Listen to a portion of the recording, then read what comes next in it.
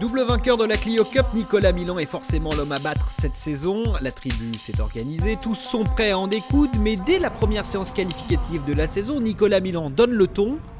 Il est le plus rapide et démarre l'année par une pole position. La première confrontation tourne rapidement à son avantage. Derrière Nicolas Milan, Philippe Morin, Thibaut Bossy et Johan Baziret sont en lutte pour les deux autres marches du podium.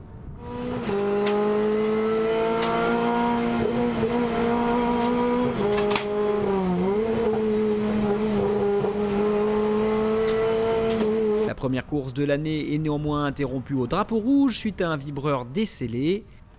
Et première victoire donc pour Milan.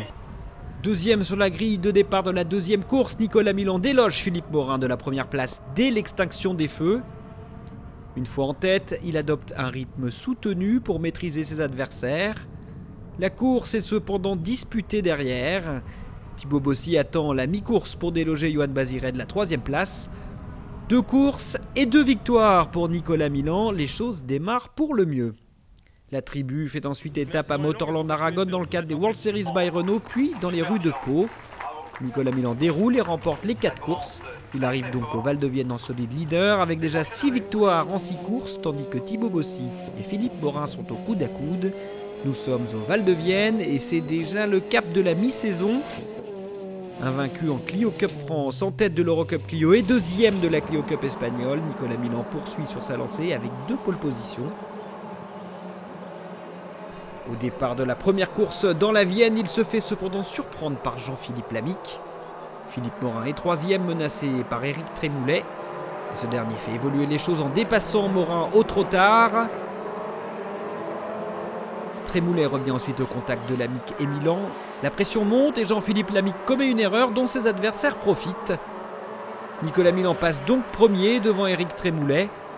Trémoulet cherche la faille qui ne vient pas. Et voilà, une de plus pour Milan.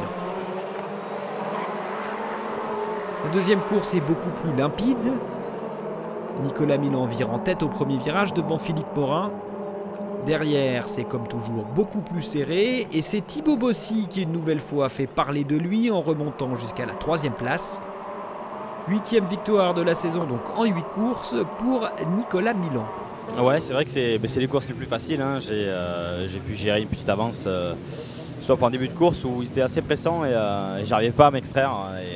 Mais après Thibaut est bien revenu sur Philippe Morin et ils sont un petit peu gênés l'un l'autre et ça a permis de faire un petit match là et de finir la course relativement tranquillement. Il faut attendre Manicourt et la 9e course de la saison pour que Milan ne gagne pas. Mais dès le lendemain, il reprend sa marche en avant et il remporte la seconde course nivernaise. Ainsi, c'est déjà presque le titre en poche que le meilleur pilote actuel de Clio arrive à Albi. Parti de la pole, Milan ne laisse de nouveau que d'infimes espoirs à ses adversaires. Philippe Morin, Johan Baziret et Thibaut Bossy animent une fois encore la course. Mais Nicolas Milan gagne et gagne encore.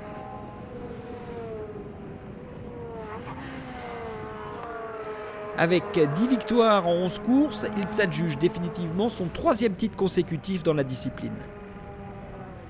Pour célébrer ce nouveau couronnement, Nicolas Milan prend un départ parfait et oublie immédiatement ses adversaires lors de la 2e course. Il effectue un cavalier seul et s'impose devant Philippe Morin, Johan Baziret, Geoffrey Dorchy et Éric Trémoulet qui, eux, ont bataillé ferme. Le dernier rendez-vous de l'année se joue donc pour l'honneur. Oscar Noguez, vainqueur de la Clio Cup italienne et d'autres pilotes de son équipe Rangoni Motorsport sont venus apporter leur grain de sel à cette finale. Et c'est Noguez qui signe la pole. Cependant, après un départ disputé, Nicolas Milan prend les commandes de la meute. Oscar Noguez anime cette course.